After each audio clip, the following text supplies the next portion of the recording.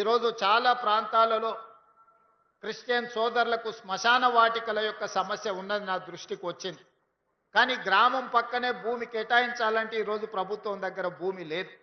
అందుకే వేదిక మీద ఉన్న మత పెద్దలకు నేను ఒక సూచన చేస్తున్నా. ఊరికి కొంచెం దూరంగా అయినా ప్రభుత్వ భూమి ఉంటే కేటాయిస్తాం, ప్రభుత్వ భూమి కేటాయిస్తాం.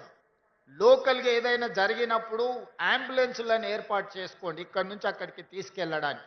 ఊరి పక్కనే శ్మశాన వాటిక ఇవ్వాలి అంటే ప్రభుత్వానికి భూముల అందుబాటు తక్కువ ఉన్నది కాబట్టి కొంచెం దూరంగా అయినా భూములను కేటాయించి ఆ భూములను కాపాడడానికి అవసరమైన రక్షణ గోడలు కట్టి భూములు శ్మశాన వాటికలను కేటాయించాలి అని, బ్రతకడానికి ఇల్లు ఇచ్చినప్పుడు మరణించినప్పుడు కూడా వాళ్ళని ఎక్కడ మనము తీసుకువెళ్ళాలో కూడా ప్రభుత్వం బాధ్యత.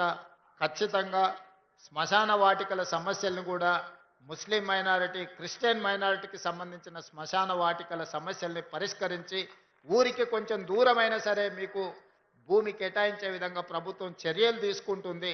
దానికి అవసరమైన అంబులెన్సులు కానీ ఇతర వాహన సదుపాయాన్ని ప్రభుత్వ పరంగా చేస్తాం, లేదా స్వచ్ఛంద సంస్థలోనూ ప్రోత్సహించి వాళ్ళ ద్వారా కూడా మీకు ఆ సహాయాన్ని అందించే విధంగా ఏర్పాట్లు చేస్తాం.